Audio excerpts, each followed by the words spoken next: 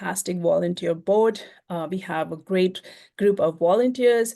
We have amazing members and sponsors. So it's completely a nonprofit organization. And it's a really community building to say, hey, how do we get all our product folks together and learn together? Then we're going to get into what we're all here for, the fireside chat. So how do we navigate? We have Pei with us, and I'm going to introduce him, and Maxine, who is on, I'm going to introduce, and we're going to go through how we're going to do this fireside chat. And then we're going to wrap up. We're going to do a quick wrap up of what's coming, what's our next event. And we always look for feedback. So after every event, we collect feedback from our members. Product strategy was one of the highest rated from our members, and that's why we wanted to hear you and bring you product strategy. Like everybody wanted to hear more about it. So thank you for giving your feedback. I hope you continue to give it, because as a board, we look at it at every board meeting, look at how many people are asking for it, and then how do we plan around it. So also wanted to start with some land recognition. So we honor and acknowledge the traditional Treaty 7 territory and the Siksika, Kainai, Piikani, as well as the Nakota and Tsuut'ina nations.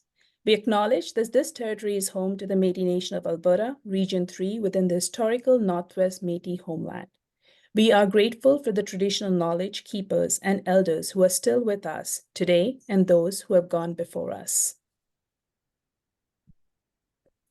And with that, I wanted to introduce our guest, Pei, who is the president on technology, product, and operation at Cement.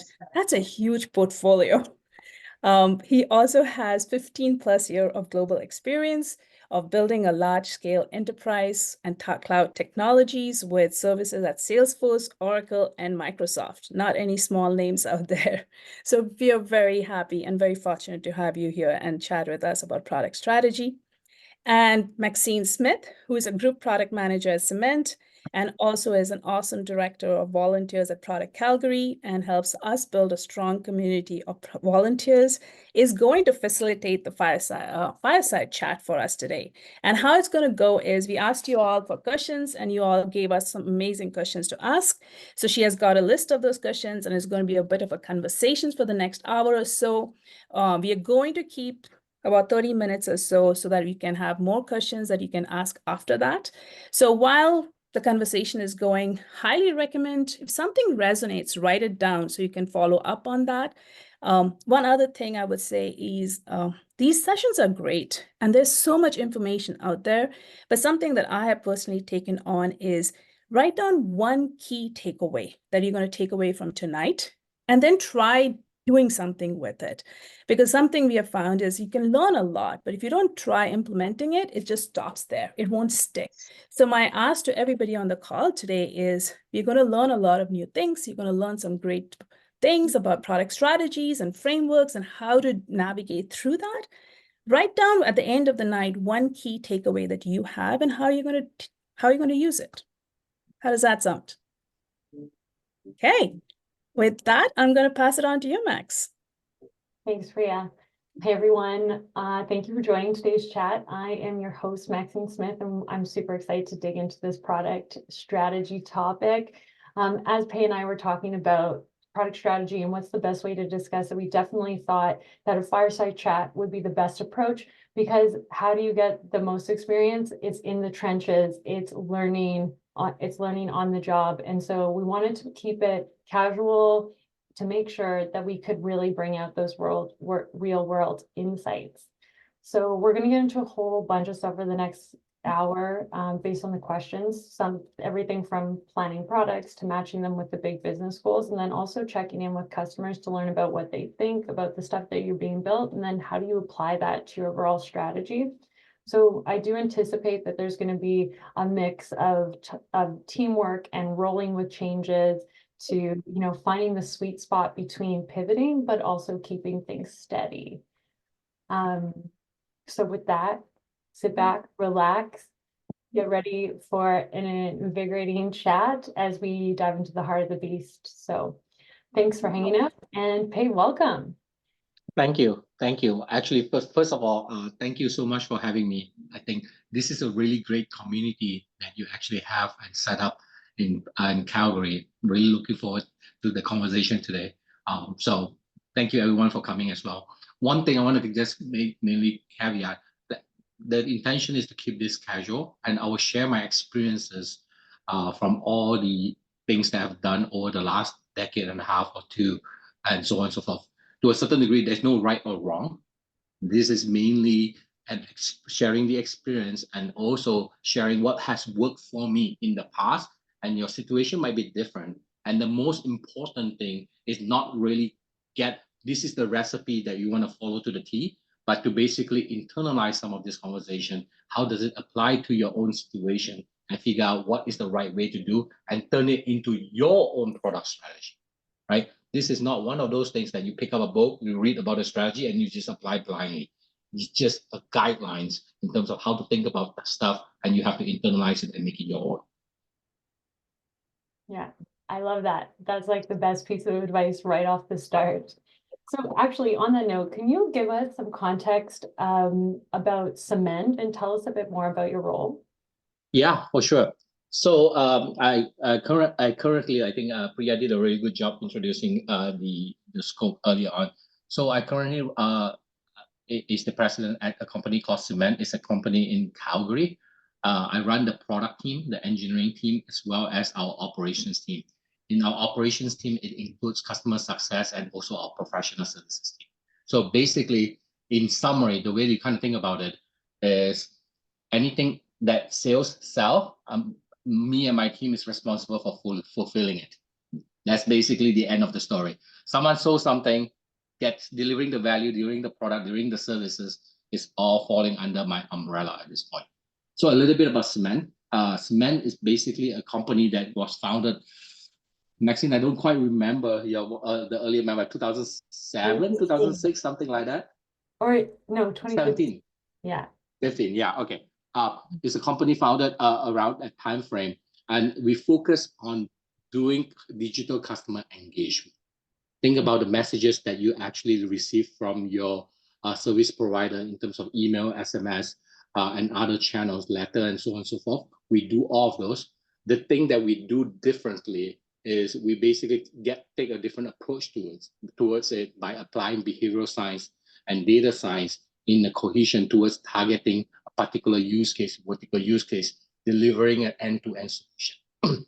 This is slightly departure and different from a lot of the customer engagement services that you can find out there. For example, one of my previous employers, Salesforce Marketing Cloud that I lead, we basically that Salesforce Marketing Cloud provide a tool. Braze provide a tool. Adobe Campaign provide a tool. You have to hire an agency or have to have a team to figure out how to use the tool to deliver the value. We as Cement actually provide the end-to-end solution for the use case that we support. And we basically deliver the solution that maximize the business outcome that you're looking to actually achieve, leveraging behavioral science and data science to deliver the outcome. So that is basically, in a nutshell, what Cement is and what Cement does and what value Cement brings onto the company, to our clients. Awesome. Actually, I'd love that you talked about how Cement is different than your previous life, because that could be some good stories to share on the background of how your product strategy has changed with both of them and the critical aspects of that for the business in each side. Yeah. So actually, more than the story behind it, I would explain a little bit of the shift that I've seen that kind of make this much more interesting and valuable. Okay. So if you kind of look at the current system, right, customer engagement software, ability for a tool to be able to send email, SMS, landing pages, and all those stuff to the client, it is a tool. It is valuable significantly when the market when this particular industry started a couple of years ago. But at this point in time, if you kind of look at how things are, a lot of those tools become commodity. Everyone will be able to send email, SMS. You can go to Twilio to do it. You can go MessageBird to do it. You can go Infobip to do it. There's quite a bit of tools out there to be able to do it. The key component and the value chain has started to shift towards, well, how do I actually deliver the end-to-end solution? I do not want, or our client do not want to basically take the tool and figure out how to do it all themselves and make all the mistakes that everyone else make. They want a solution that they can see the business outcome quickly. That is the kind of revelation that I came across when I was still at Salesforce, where selling the tool is going to be there for another couple of years, but the market is quickly shifting towards providing an end-to-end solution, and that's where you can command a premium, and that's where the needs is shifting towards.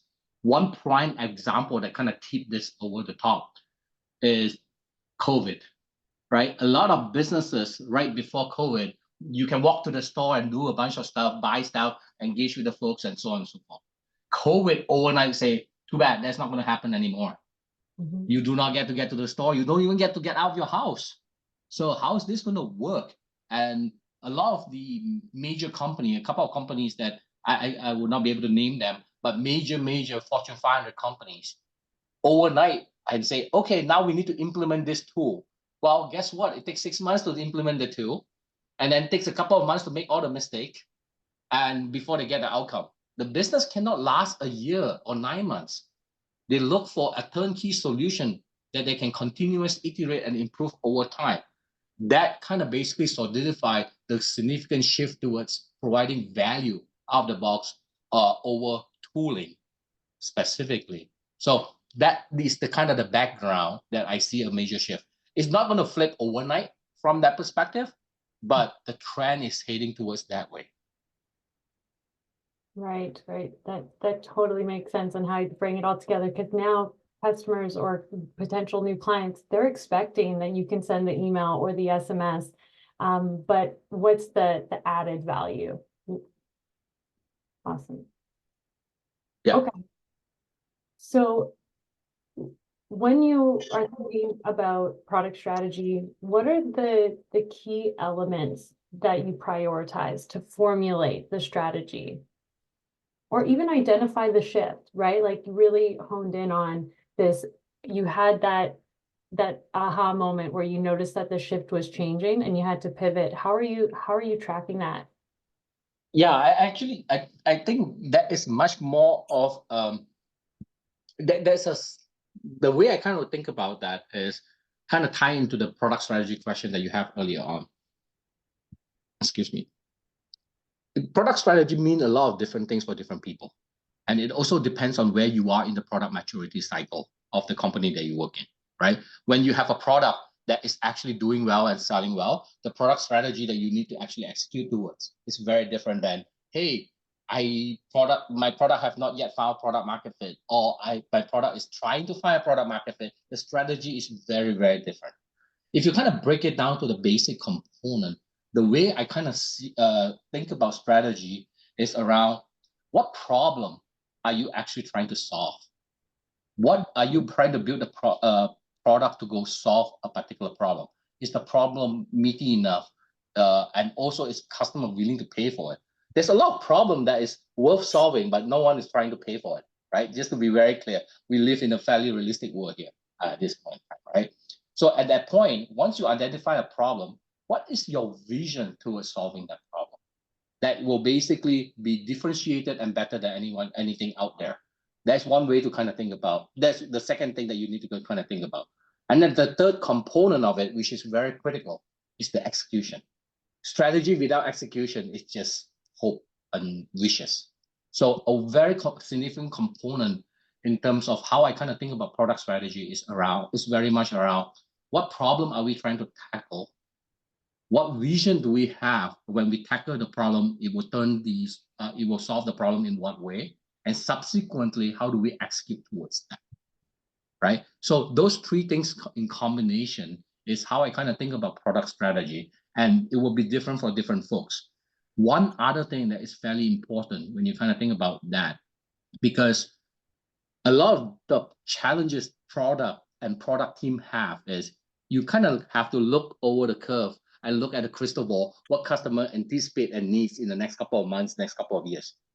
That is a very tall order because none of us here are fortune tellers that can tell what's going to happen in the future, right? You can rely on data to basically help you inform. But most importantly, when you think about your strategy and execution, is how do you actually plan for the long term, execute short term, and validate along the way? I'll give you a very concrete example that this come to life as recent as the last 15 months that I think everyone here resonate. How many of you have kind of basically put out a product strategy that you need to execute on? And when Gen AI, ChatGPT come about, it brings you to like, wait a minute, at the end of the day, when I finish executing on my product strategy, does this still apply given the disruption of Gen AI? Hence, it's actually absolutely, so go ahead, Max. Oh, hand up, it happened. Yeah. Yeah. So it's absolutely critical for you to kind of think about, well, continue to validate, because what you are trying to do is use data to inform your decision making and then your prioritization. How do you know the environment doesn't shift behind you? That is not within your control. So you need to deliver value in short increment as fast as you possibly could while still working towards the direction. Sometimes it's not a straight line. It's okay to do a certain percentage of throwaway work to get validation quickly, but come back. As long as you're nudging towards a long-term goal that you're aligning, you're in the right direction, right? So that is a very concrete component towards that product strategy. And to answer Max's the question that he ended on, the realization of solution is a shift where business wants to get value very quickly. Basically, that's what they are being measured on. And that is not going to change. I think this is the famous component that you try to find within your particular product. What is the absolute truth that's probably not going to change? I think I stole this from one of the Bezos's document. Customer would not want to pay more in the future than what they're paying now, right? So what is that truth within your particular product? And that is probably the right guiding principle that you can anchor on to kind of use that to think about the product strategy. In this particular case that I just described, business get business outcome and business value quicker. The tool is a means to help them get there. The solution is the means to help them get there. Focus on solving that problem, not solving the problem about how do you get customer to do X or Y. How do you solve customers' problem or clients' problem? How do you get to identifying that core problem? What is the truth? Do you have any advice on that? So there is a lot of so I do have one, and then we'll kind of talk about the second one that I started recently, found that is actually fairly useful as well. A lot of times people will actually say, this is a problem that we want to solve, so please help me solve it. But then you have to task and basically put your feet to the fire or the hand to the fire and figure out, well, okay, I'm going to solve this problem. It's going to cost you X. Are you willing to put X dollar on it to basically pay for it? Or are you going to basically deprioritize some of the work that you're doing to basically leverage what I'm actually going to solve it for you? You want to basically try to figure out the most important thing about the problem that you're solving is it changing customer behavior towards using the solution that you come up with? I'll give you a very concrete, a non-related example, but it kind of highlights the point. For someone like a couple of years ago, I got into a small accident. I have a door that my car door got hit by a different car, so the car is dented. I was like telling my friend that, hey, it's actually fairly important, high priority for me to get the door fixed. And guess what? I did not take it to the garage for 6 months. How high of a priority that is? Yes, it looks problematic, but it doesn't disrupt my life. And then one day, my wife told me, hey, there's a mouse in the bedroom. I was like, drop everything and you go home and you fix that problem. Because I'm not sleeping in the room with a mouse running around at night, right? So that is to basically, it is a different contrast, but it's basically to highlight a point where some customer or client might articulate, this is a problem, this is high priority. But is it so? Until you are able to kind of pinpoint they are willing to change behavior and the urgency is there, then you know that you have honed onto the right problem. That's one way to kind of think about it. The second thing that is starting to emerge as a way that you can also look into it is I kind of separate out from a product angle. When you identify a problem that is worth solving is between whether it's a problem that you are neutralizing some threats that is out there, or you're trying to basically differentiate against some threat that's out there. So a lot of everyone here in product know that you cannot build every single feature out there in the market. You have competitor that will be differentiated against you. At the same time, you cannot only build all the differentiated feature. You need to be very clear about the problem that you're solving. Which part of that is basically solving it good enough will be sufficient, and which part of it you want to actually differentiate. You need to spend energy to get it good enough for certain things. You need to put a lot of energy on the differentiated part, because that is what sell your product. That's what get customer excited. Otherwise, you are another me too. And some folks ask me, hey, how much percentage of time you spend on differentiated versus neutralization? It's still around 70-30 to 80-20. You only need to differentiate and do really, really well in 20-30% of things. The other 80% is very much about, it's commoditized. Everyone should have it. It's fine. Expected. Yeah. Yeah. Yeah, I love that. It's very easy for us to talk to customers or something along those lines, or figure out, use data, right? To figure out if there's value in something. And as product managers, we often get excited about a ton of things, because you can clearly see the value, but you're really highlighting that. It's one thing to see the value and be able to communicate that, but it's another thing if they're going to buy it. And that's awesome. And so the 30% is the differentiator that ultimately is likely the thing that is going to be the action that helps you sway them towards changing their behavior. Yeah. Okay, awesome.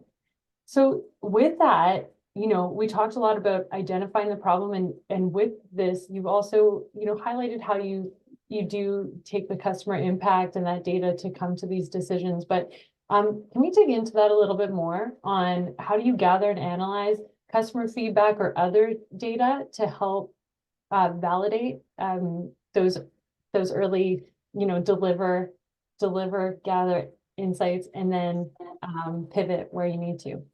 Yeah, so a lot of times when customers come to us and give us feedback in terms of what they want and the data that they give us, they actually tell us the solution. Right. Right? They tell, this is what I want. I want a blue button that do the following. Well, they don't tell you what problem are they trying to solve. The crux of it is respect their feedback about, I want a blue button, but try to get to the bottom of, okay, what problem are you trying to solve? And get to the why the problem is worth solving for them. I think that's easier said than done, just to be very clear. You typically, some folks, if you ask the right questions, you will be able to get down to the answer for yourself. But a lot of times it comes through behavior, because I'm not sure if you talked to a lot of customers before. A lot of times they do not know. They just believe this is the problem I wanted. This is the thing I want. Just give it to me, rather than what problem. And then some get defensive when you ask the question, depending on how you approach it. Some actually are willing to oh, that's a very interesting question. Let's kind of explore that. So observing the behavior is one of the major things that you would want to basically do in terms of how much is this going to basically help change your daily behavior? That is the kind of probing questions that is worth asking. Sometimes the solution is pretty obvious. That is not worth it. So you have to use it in the right way to kind of get to the problem space from that perspective. The other thing that a lot of PMs that I kind of see fall into the trap is we use data, right? A lot to help with our decision, data-driven decision making. Depending on the issue, that is a very sound and valid advice. Use data to basically figure out what it is, because now you know when the data change, you can pivot accordingly. But at the same time, I kind of mentioned that on the product front, you're trying to look through a crystal ball to a certain degree to anticipate what is needed down the road. Okay. By the time that you have data that prove that you need this, it's kind of too late. Right? So the data really tell you blindly, so what's the point? Then anyone can actually implement. So there is a component about data-driven decision-making in terms of making incremental improvement and where to focus on things. There is also the other component about data-informed, right? You use disparate data to inform you directionally where you want to look at, what do you want to improve, and what do you want to optimize. putting it back towards differentiator versus neutralization, and figure out what you want to, which one makes sense for you, rather than completely wait for data to tell you exactly what you need to do. So the separation for data-driven between data-driven versus data-informed is a fairly important component. And it's also fairly important component for you to get your stakeholders on board. Like, hey, this is what we truly believe is the problem that we need to solve. I do not have a data to concretely outline it, but this couple of data inform me that this is going to be a problem that we should solve earlier than later. Do you have an example that you could share just to really hone in on the data-informed component of what you're describing? I think pulling back to the example that I just talked about, right? I mentioned that the businesses is moving away from the tooling component towards the solution component. I don't have concrete data to prove it, besides anecdotal data that inform that this seems to be the right trend, right? So from that perspective, I think that will be a most concrete example that I can call out right now. From that perspective, you can validate that fairly quickly as well by talking to a client and give them the two options.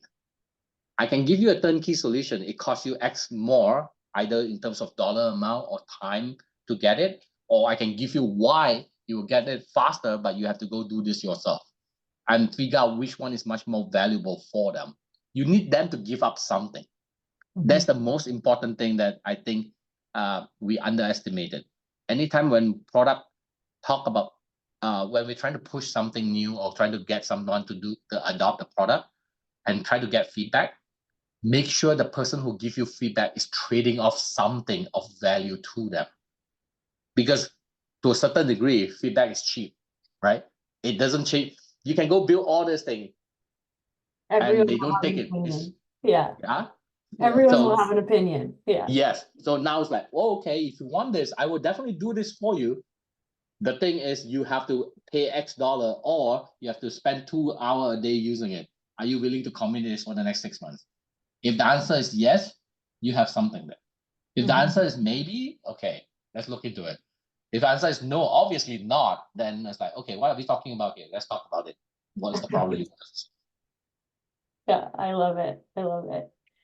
Okay, so maybe we can get to like the innovation and stability side of this, and building on the example part. And you have touched on this quite a bit, and so maybe we'll see if this flows in a different direction. But do you have a successful example of innovation that has impacted your product strategy?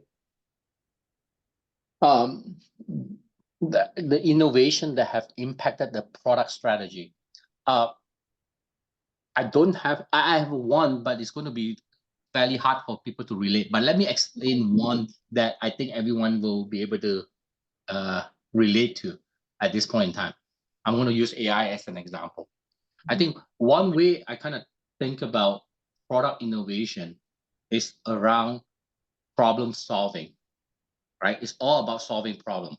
The main thing about problem solving is you need to solve problem that customer have today. And the other component of innovation is you want to solve problem that customer has not yet anticipated, but will definitely face in the future. That is harder to tell. So there's two components of innovation, short-term and slightly longer-term innovation.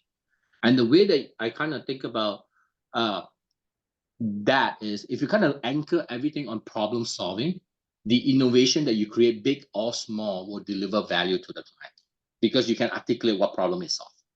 And the framework, typically, if I do not have anything concrete that I want to go about doing in that particular sense, in terms of, okay, what problem I want to solve, is the following. I think I told Max, I probably told you this, and some of the folks that I've chatted along the way in Calgary, was think about something that came to life, technology or a problem, about a year or two before, right? And then that has become mainstream right now, today, widely adopted. The opportunity is to realize in about a year or two, that product or the solution or the problem is going to completely be replaced by something else. So think about what will replace that. I'll give you two concrete examples. One is Gen AI, right? Gen AI, ChatGPT, I mean, it existed back then, but they're not popular. They only take significant uptake in November 2022, right? When ChatGPT 3 came about. So if you think about it, that new paradigm shift came about a year and a half ago. Right now, you can see that is being embedded everywhere in a lot of the product that you use today. AI, you can't escape AI without opening up. Sorry, you can't escape AI when you open a browser and look at anything, right? How do anyone think that that experience will get replaced in the next 2 years? Or that solution will get replaced in the next 2 years? Because it's not going to be what you see today is not going to stay still, right? What problem would it create? That is where innovation is waiting to happen. And the second component is, well, if the current way of Gen AI is going to get replaced by something else, take that kind of framework and apply it to your own domain, right? In your own domain, for example, in customer engagement component, what is the domain or how is that going to shift based on what is changing? I was just briefly talking to some folks today. How many people believe that in the next couple of years, a lot of your messages in inbox and all the other stuff will be being managed by robots versus you? If that is shifting towards that, what are you going to do about it? Mm-hmm. Right? I mean, I'll give you an example. Yesterday, Google and Yahoo, is it yesterday or 2 days ago? I don't remember. They're applying ChatGPT LLM towards spam filter now. Right. Right? So that is changing. That is robot for all practical purposes, right? So how is that going to change? And that is where you kind of have to think through it and kind of apply where innovation will actually apply. That's one. I think this is now, I don't want to talk about the other one. I was just going to talk about electric cars, but this will do this. Even building on your customer engagement side, there's a lot of changes that are happening in the regulatory environment around what emails you can send, what SMSs you can send. I mean, to your point, if you think really big, you could imagine a world where maybe email doesn't exist, right? What would that look like? How would that impact your business? What are you prepared to change or shift, or how do you build the platform to be able to navigate to the new communication strategy or channel that is hot? 100%. And then, I mean, just to that thought, and then I'll kind of rest that case. Not just directly in terms of that, right? Mm-hmm. With the widespread of AI and data, if people believe that privacy is going to be lessened, I think they're delusional. Privacy will get tighter and tighter and tighter, right? So from that perspective, how is that going to impact your product? Like we have access to, you is it Firefox or Chrome? You don't have access to cookies anymore, right? Third-party cookies. It's all sandboxed in. What are you going to do about that? And it's going to get tighter and tighter and tighter. And when that happens, what changes on your product? How do you stay ahead of your competitors in that space? Yeah, those are great examples. Okay, I'm going to shift gears a little bit here to cross-functional. Sorry to interrupt, but I was wondering, there has been such great nuggets of information that you've been sharing, whether it's worth just pausing till you move to the second one and see if people had questions on the stuff that was talked about, because I have it's just been so great to hear all the examples. Just wanted to give people a chance to absorb and ask the questions. Maybe just open the floor. Totally. I was going to shift gears to a new topic. So Pei, if it's okay with you, let's let's make it interactive. I have no problem. So I'll start off, Pei. When you talked about the customers, they don't know what they really want, the problem, and to dig into it. One of the examples that came to my mind is this interview question where somebody asked, what is the most important thing to you when you buy a pair of jeans? And this person is like, fit. The fit is the most important thing that's most important. Like, I have to try it on. I'm like, okay, that's great. And the next interview, like the next question was like, where did you buy the last pair of jeans that you're wearing? Amazon. Yes. Right? So digging into that deep, like if you think about it, fit is that, but you bought it from Amazon. So yeah, digging, and also whether the value, I really like that they want everything, but having that conversation, you want this, but are you willing to pay for it? Whether it's money or time or effort, and whether you're ready to give one up for the other. That's such a great way for us to think about it too. Yeah. Wow. I think to come to that point, that's a very good example. The jeans example is excellent. Is you need to kind of internalize a lot of this because it's very different in your own respective environment. If you are trying to basically make a technical integration work and try to design for it from a product angle, a lot of this might not apply. It work or it doesn't work. So don't apply this to that. You will frustrate the customer to the teeth for no reason, right? So that is a very important aspect that you need to kind of think through from that perspective.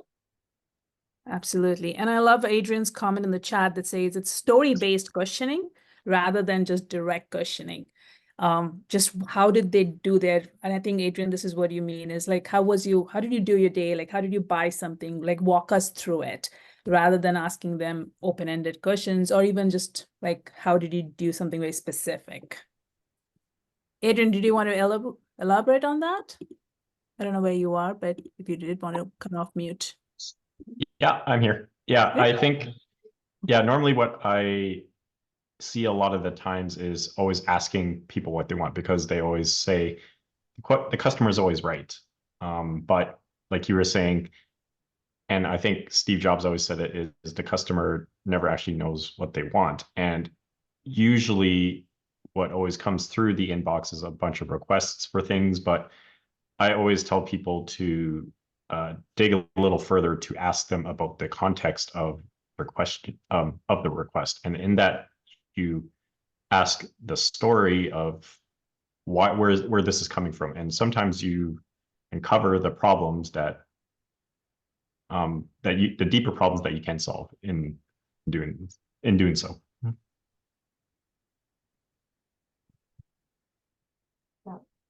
Yeah, I love that. And to Pei's point when he was talking about being able to ask the right questions, right? And how you approach asking those questions can have a really big impact on the responses you get from and the data you can collect. Any other questions or comments on the first portion?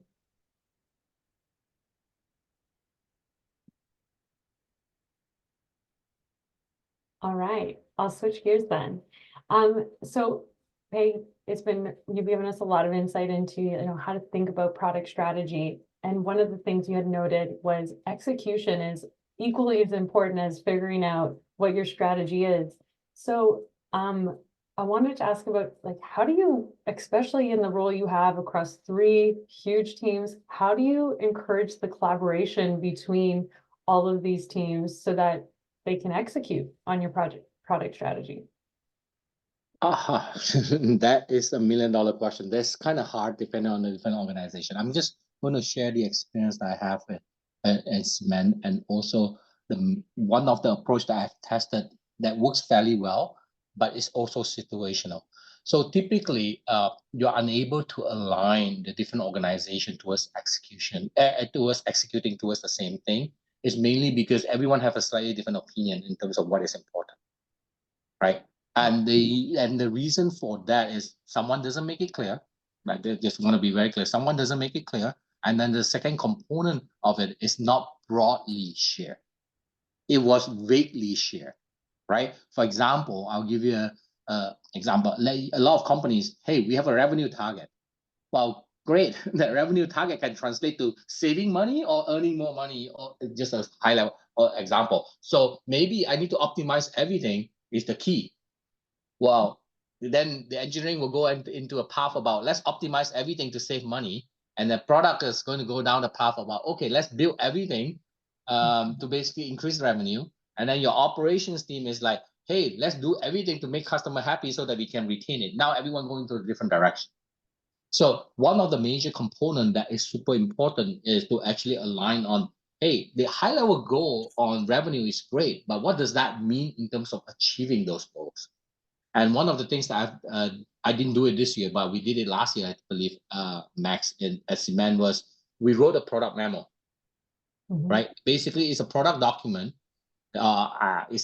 We typically call it 6 pages, but it's never 6 pages, sometimes longer, sometimes shorter. But basically, it's a product memo that articulate this is the business goal that we're trying to achieve, and this is basically the priorities or initiative that we want to basically go do to achieve that in order of priority, right? And then subsequently call out things that we would not do or stuff that we will do if we only have spare time, kind of situation. When you kind of have that basically built out and get the team, your product, if you're a product leader or engineering leader, get your team to basically contribute to the document and align on that component. This is the priority.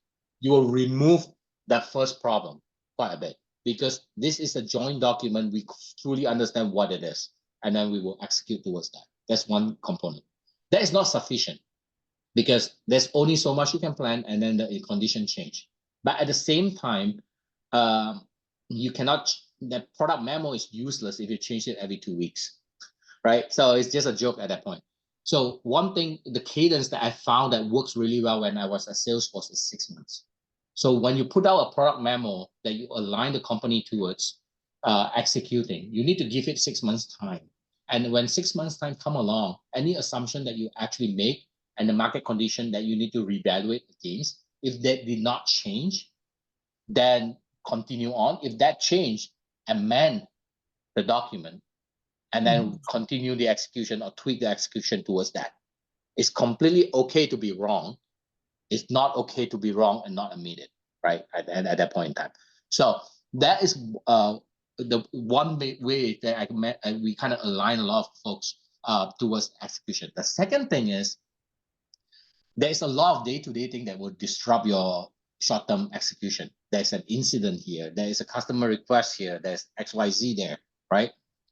So the way that that helps that we started doing as well is a business review / an operations review that you basically bring everyone, all your leaders together and basically get exposure to the day-to-day operations against a particular goal that we need to adjust, right? A lot of times people will be so deep into their own respective problems, they might completely forget, okay, wait, what is this against the broader goal? I think, Max, I remember you telling me when we first wrote the document and read about it, it was like, oh, okay. But then a couple of times when you hit a couple of issues and then you go back, a couple of competing priorities, and you go back and reread it, it actually make it clear how we should prioritize it, right? So it requires some muscle building and buy-in from your leaders to basically adopt that methodology, and it actually helped a lot. This method, I did not invent this method or anything. This was the first thing that Satya did when he took over Microsoft as a CEO. He wrote a Microsoft product memo. This is what the company is going to be about. And obviously, after that, all the business unit write their own, kind of that support that vision, and everyone execute towards that. That is how you move a 70,000 people company towards that, and it helped aligning the culture. It took a while, but it helped.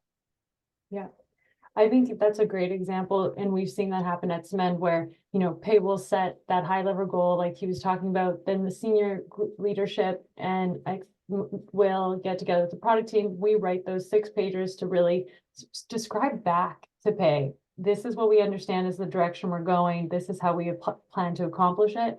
And then those weekly meetings where we can check in on how the execution is going really brings the buy-in from, the people that are in the trenches that are doing the day-to-day work that helps us accomplish the a little bit higher level goals that ultimately leads to executing on the product strategy. One last thing I would add, this is rated or understated. Writing is very important. I'll give you an example, a concrete thing. there's a company that I joined in throughout my career. The only thing that they do is slideware. Like everything, a whole product plan is in a slide. Like they walk you through the slide and all those. The problem with that is a lot of times when you ask for details, they will wing it on the spot, right? Because yeah, that I have not thought through it, and I have to wing it on the spot. But when you make someone write it down, if you have a multicultural teams that is across spread all over the world, it removes the language barrier because everyone write in English and you can understand that, right? The second component of it is writing is thinking. They force them to basically be able to articulate it correctly. And when you write, you think and you uncover the gaps and you fill it in. I think that's very important. And then some folks, when I bring the culture of writing to everywhere I went, the first thing is like, is this back in college again? Are we expecting to write paper? I say yes.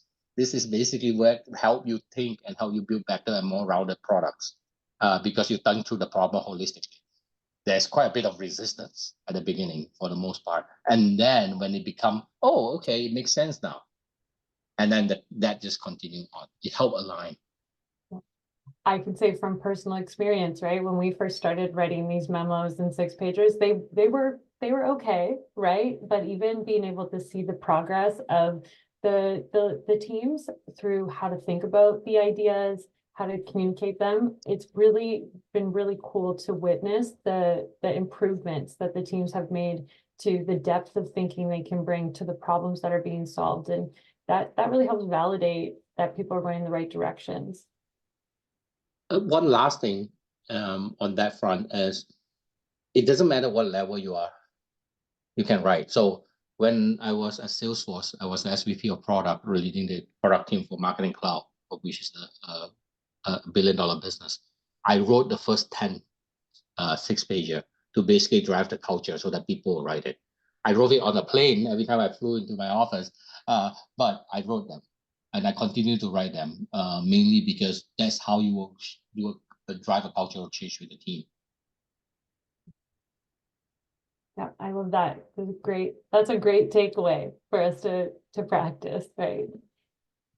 Okay. So one of the things that has come up a bit here and has really spoken about how this can have a big impact on your strategy is the emerging technologies. So, you can't have a crystal ball, but how do you stay informed? What strategies do you take? Yeah, so what I found work for me might not work for everyone. Okay, so I read the news. I read a lot.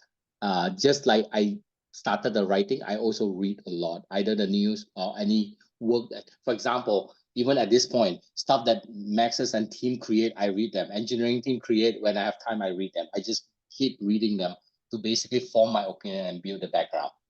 But outside of that, to kind of understand what's changing in the market as well, one of the most important things I found that you can actually learn is from your competitor. Not so much about what they have announced, what they have released as a feature, but kind of internalize and speculate a certain degree in terms of why did they do that? What approach they are actually trying to take. That will give you a lot of insight because let's face it, right? None of the major companies out there are dumb. They have very smart people. They have a strategy. Whether they succeed or not is a different story, but they have a strategy. So when, like in particular case, like Salesforce Marketing Cloud release certain things like the AI power thing or the Genie or whatever that might be, the product line, it begs a question when you kind of see that, not just like, oh, cool, this is a feature that they have, we should do this or not do that. It's more like, where are they going with this? Why are they doing this? What are they trying to basically carve out for themselves? That is very insightful because when you have a hypothesis of that, then you can validate because you know what to validate against. Because you will now look at what customers sign up, what is their next roadmap look like? And that will actually help you understand where they are innovating and then formulate against, well, if this company X is doing this, Y is doing that, Z is doing that, are they all heading the same direction or where their differentiator is? That helps you figure out where the innovation is happening in the industry. It doesn't mean that you have to copy the same thing, but it tells you where it's happening. The other thing that you should also expect is you should know your top 3 competitors out there by heart. And the way that I actually, not innovation, but in terms of differentiators that kind of translate to innovation is you challenge yourself in a situation where let's assume you are going to pitch your product or your solution or your product roadmap or your product vision to a customer or a client. Let's pick from in the cement situation, typically you sell it to the chief marketing officer or chief customer service officer, right? But in most of the cases, you pitch to them one-to-one, right? Imagine a situation where you actually need to pitch to that person with 2 of your biggest competitors in the same room, and they are the product counterpart. What would you say that they cannot counter? Or they will not be able to say that, well, we can do that too. Or, well, blah, right? A lot of times you see people stumble and say, hey, we can give you a discount. Well, guess what? The other guys will say, sure, we'll match it. Now what? You lost your differentiator. Yeah. Oh, we can do X. Well, we can also do X. Then you're done. So the key component there is to kind of basically think through, okay, what is the indisputable component that you can differentiate? What is the indisputable component in your product roadmap or in your product strategy or your product innovation that they will not be able to dispute? Like you talked about at the beginning too, that one truth, right? And that stays true. Yeah, yeah. So to be fair, that was a real thing that I was put into.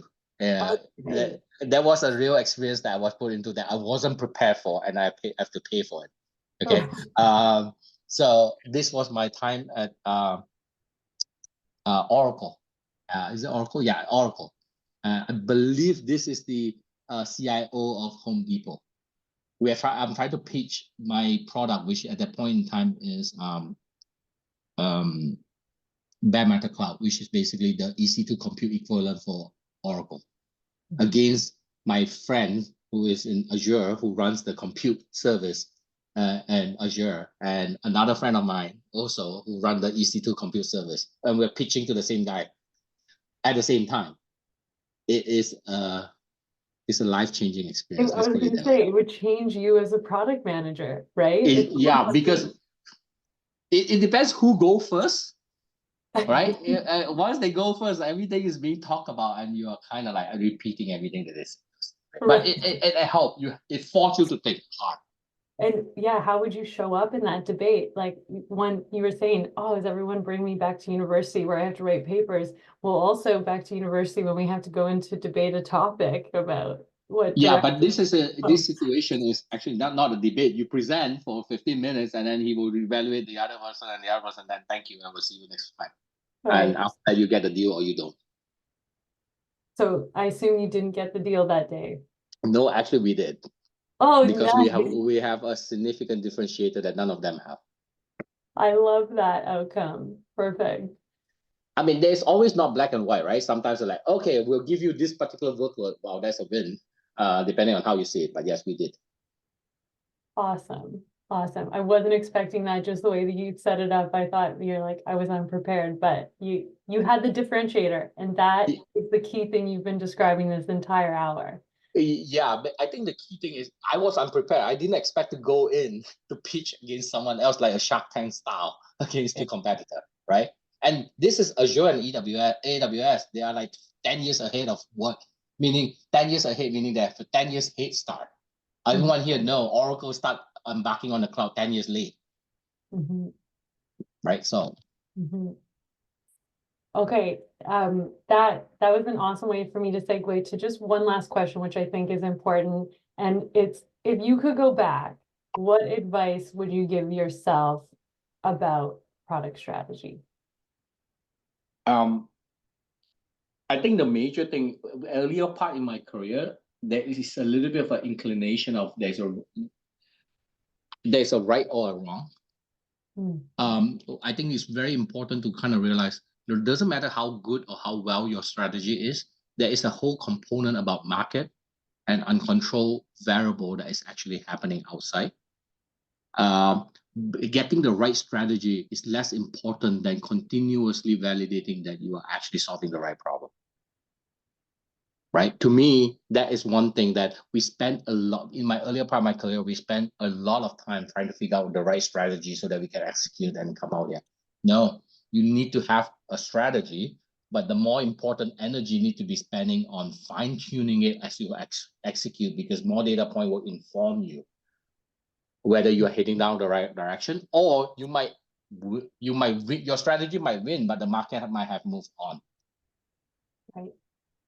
Right. That's a fantastic way to end this fireside chat between the two of us. Thanks, Pei. I'm going to open up the floor to some questions from the audience. See if there's anything else they want to dig into, or also if there's something we didn't dig into that is burning.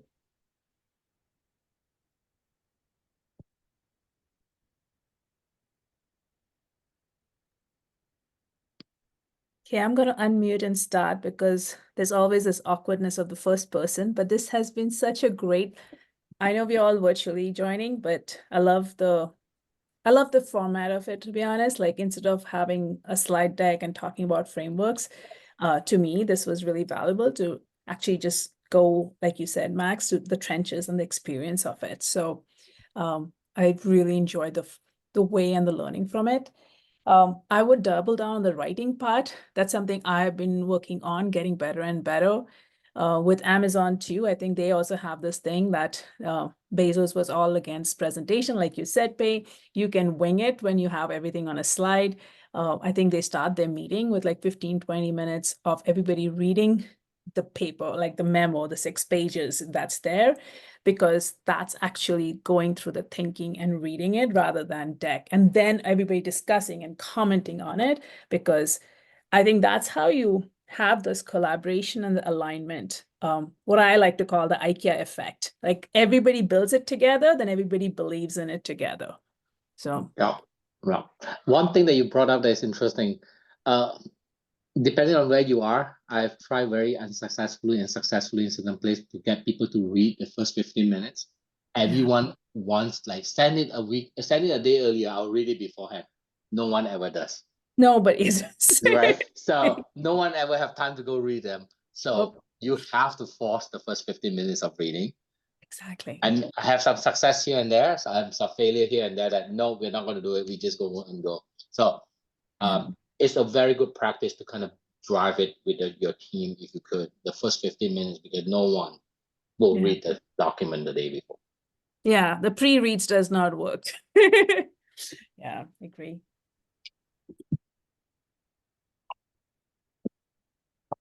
Thanks, Priya. I mean, based on all the feedback we got from this group, I know from the product category community, I know this was a really hot topic, so we may have just like blown the minds of all of our product folks here, that we all just need to digest it. But I'll open up the floor another time to see if anyone has thought of a question or even a comment, something that has stood out about the presentation, or your key takeaway, which was the challenge from Priya at the beginning here. Yeah, I would like to raise a question. In regards to long-term strategy.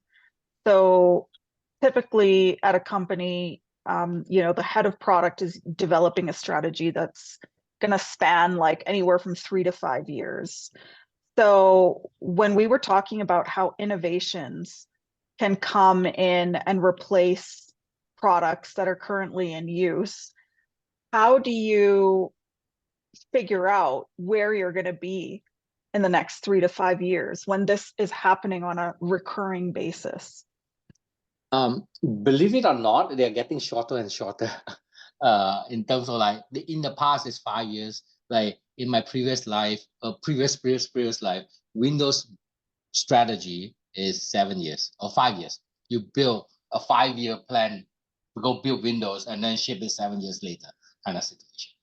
More and more it's starting to show that it doesn't work from the perspective. Things are shifting too quickly. The only saving grace is enterprise are moving relatively slowly, but ChatGPT is changing that a little bit. So the way the way I found useful is not so much the product strategy that is expanding over time. It's really around doing something called the LRP. So it's stuff that you do in a lot of big companies, which is basically the long range plan. When you do the long range plan, you do not just do it against the product. You also do it against the market environment, competitive environment, and the revenue projection and everything. And product is just one component of that.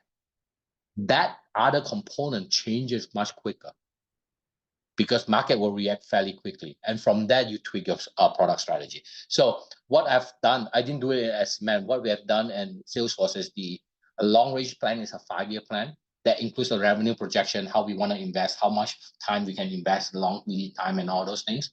But the product strategy is basically being laid out for 2 years, and then it get refreshed against the long range plan that actually get refreshed every year.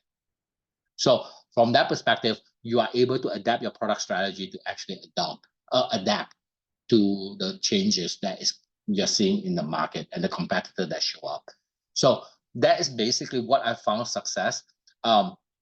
The main thing is I've not seen any successful product strategy that get laid out for 5 years and never tweaked.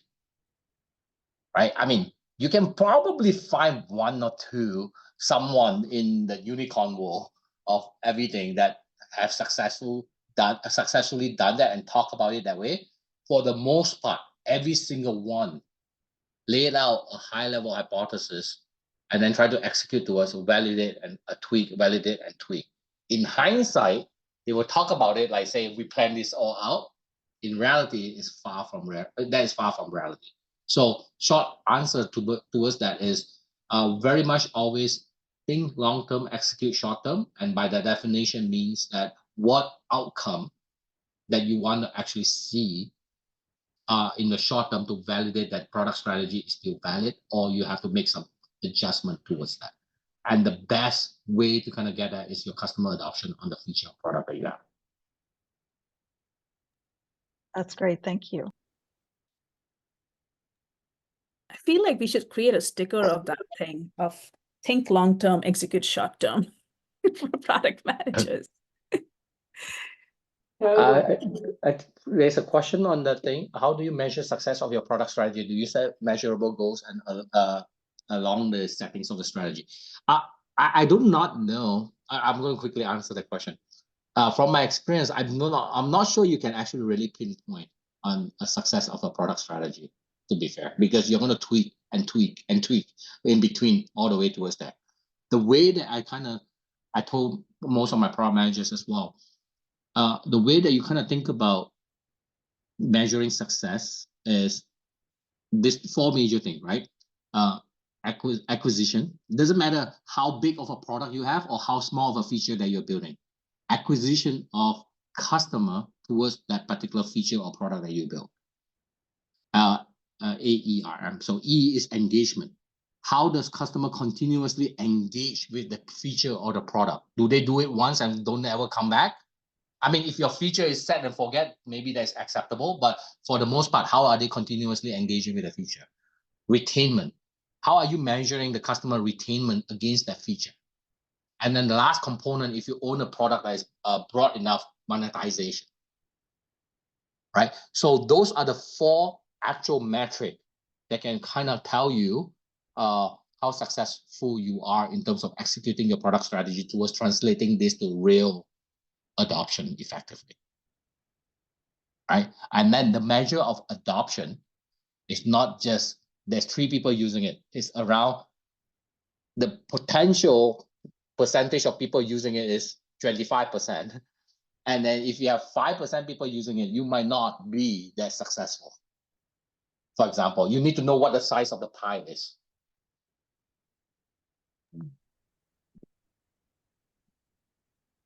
Awesome. Okay. We have 2 raised hands. Yeah. I don't know if we can see them. Oh, I don't know who go first, please. Karina.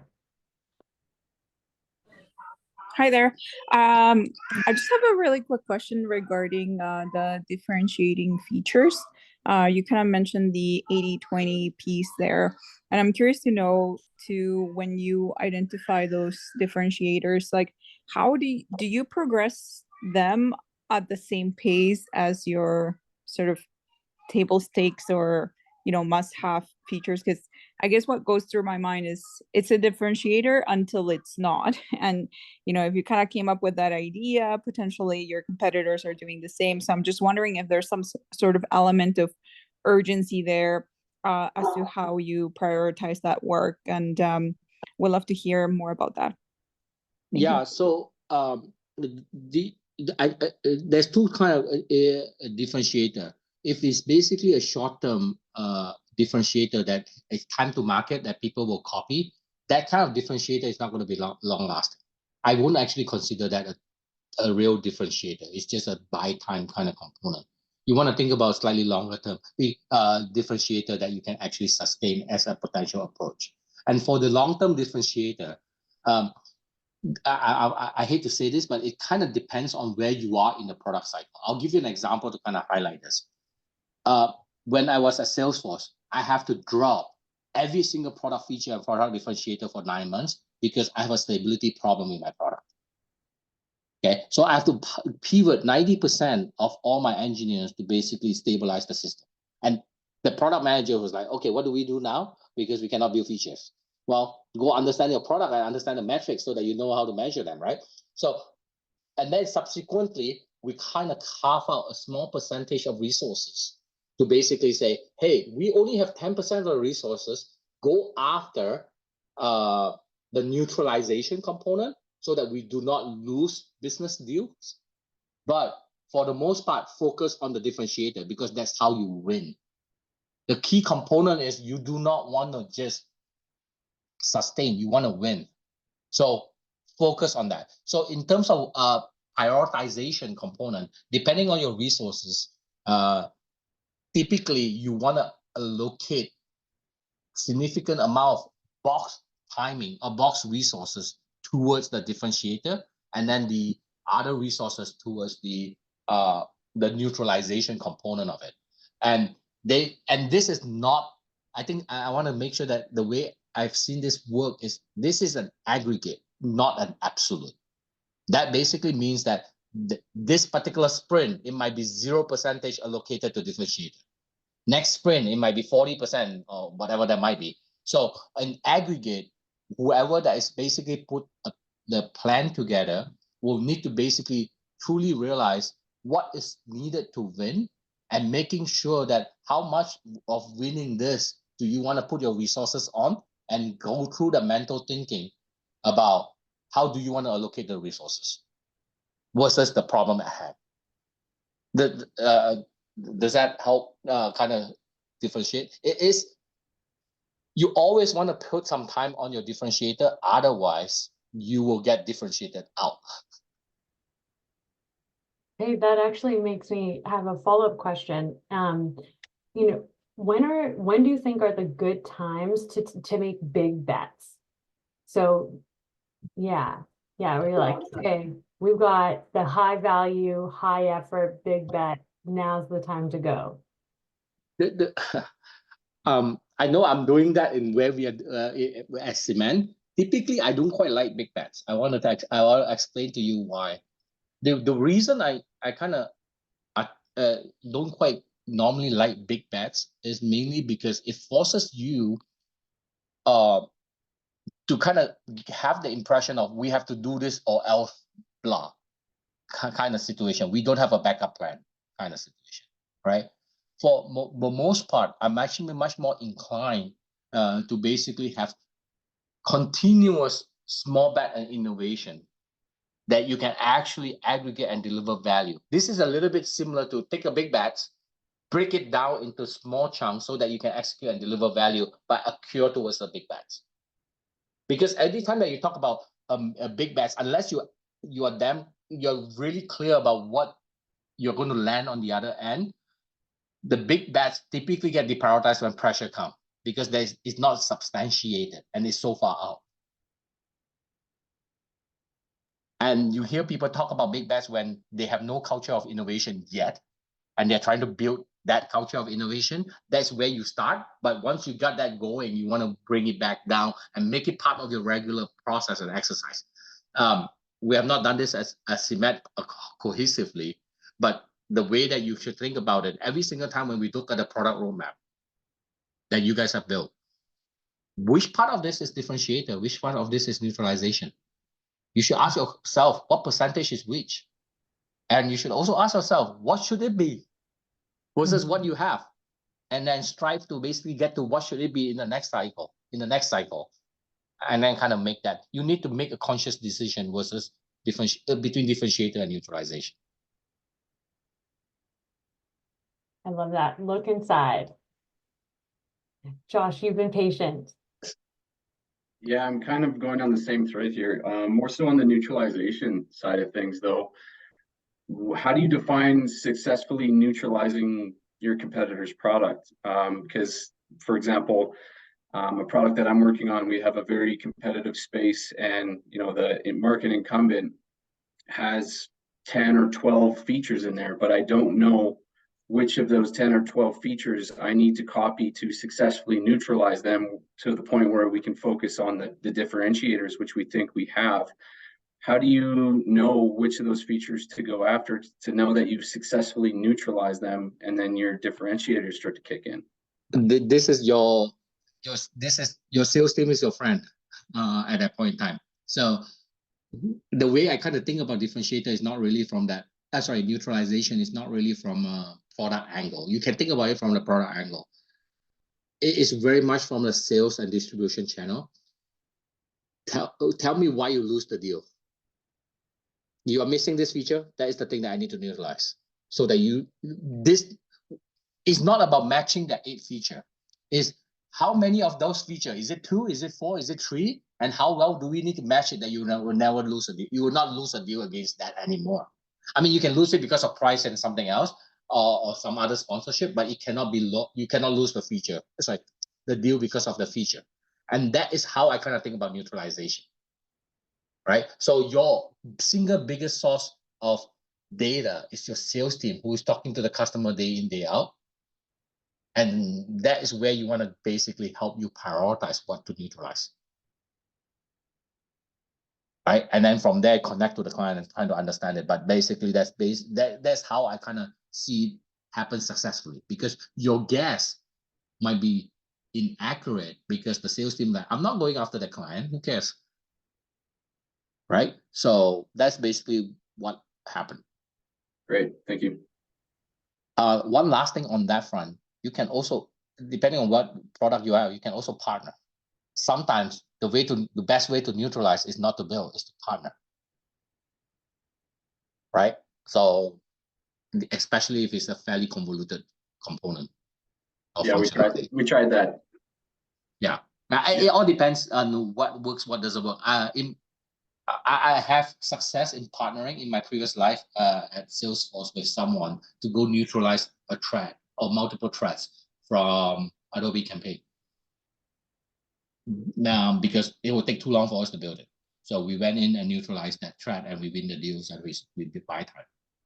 Things like that. Okay, thank you.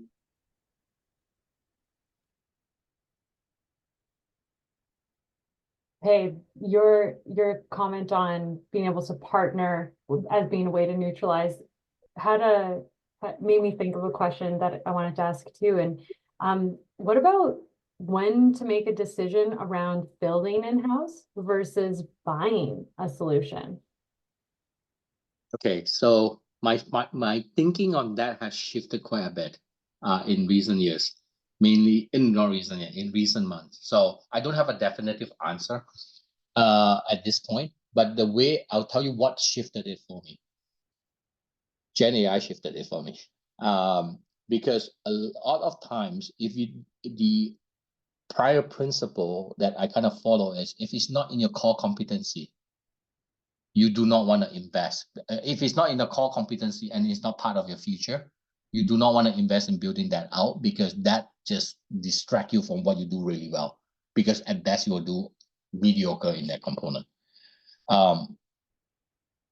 But Gen AI is making building it in-house significantly cheaper.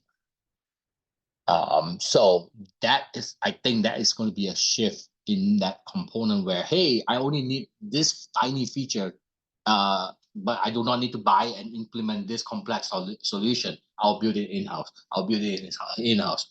You'll see a lot of those, I believe, becoming much more prominent, especially for verticalized solution that is not well spread. So hence my answer is my mindset has shifted a little bit from that perspective.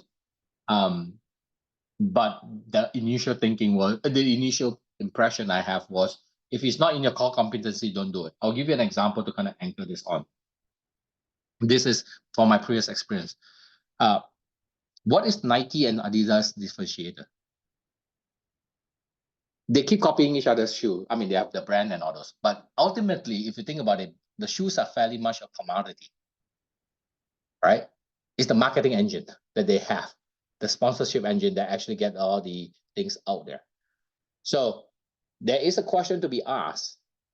Should Nike and Adidas build their own marketing engine rather than buying someone else's, because that is core to the business? Or even though they are not making shoes,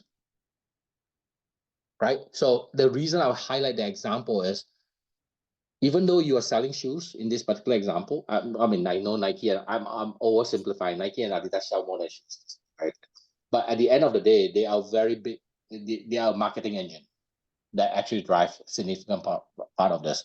So that might be part of the core competency that they should probably seriously consider building, in my opinion, from that perspective. Yeah, that totally makes sense. Maybe not on the surface does it look like that, but it is the one of their core products, right? And it makes me even think about like Coca-Cola or any of the companies that have, Super Bowl commercials that are coming up. This is obviously a big investment in their core product. Yeah, I mean, this the Windows source code is out there right now, right? I think they open source Windows XP or something now, right? So it's out there. How many people actually take it and compile it and say, I will run my own Windows? No one does that, right? So it's very much about, is it your core competency? Is it worthwhile investing the time to basically do that? Or basically just do what you do well?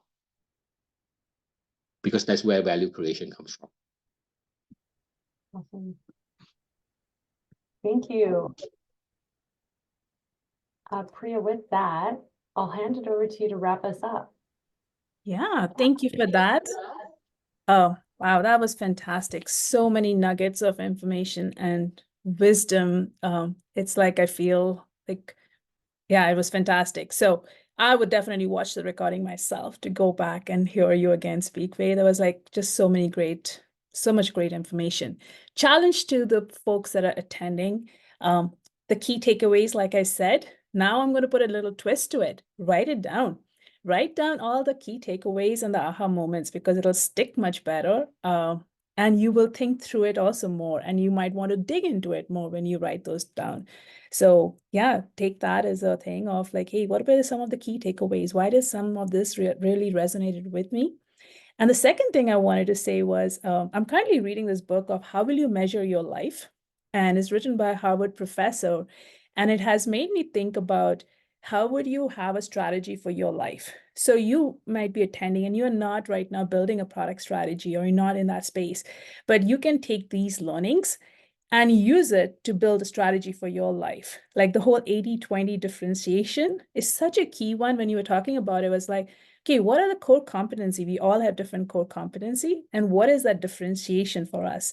How do we differentiate when we go for that next job or that next promotion? Like, what is our differentiation? So I think what you shared today can be used not only just for product, but also for strategy building for our lives moving forward. So those are the two things I wanted to bring. So, but thank you so much. I know it's late out there. Thank you for doing this for Product Calgary. This was fantastic. And again, usually these are big frameworks and big slides and data, but this is just so much more valuable. At least that's what I think. We would love to hear from you guys on the call and our members. I have sent the feedback form. It has only 3 questions. but feedback is really valuable to us. We look at each one of what you gave us so that we can design the next ones and the next one's events for you guys that adds value, right? So we continuously experiment. The last one was a workshop. This one is all virtual. Next one is going to be a hybrid event. So help us give us data so that we can keep experimenting. And it's not data, it's data informed, which I also like the difference between data decision driven and data informed. So with that, just want to quickly share my screen to share what is coming up in our next. And I'm hoping you guys can see the screen. So our next event is on March 6th. So mark your calendars. It's the first Wednesday of the month. We are going to explore product management careers. This has been an interesting question from the audience. And I love the squiggly career because my career has been very squiggly. I think my parents' career was very, the careers in the past used to be like that. But in a product, I think it's more squigglier than any other space out there. So it's going to be a panel discussion of talking about squiggly careers and how do we grow in product, how do we get into product and moving from there. Awesome. Any last thing before we wrap up for the night? I'll just say thanks again, Paige. That was a really fantastic conversation. We're so happy to have you. And I'll be taking my notes and reporting back on what I implement. Yeah, if folks can go to the emojis and at least give like it's really hard on a virtual one to feel the energy in the room. So, but yes, thank you. Yeah. Okay. Thank you, folks. Thank you for having me. This is a great conversation. Thank you, everyone. Thank you. And Vincent, yes, you can find us. And if you can't find us on LinkedIn, just find one of us and then you'll find all three of us. Awesome.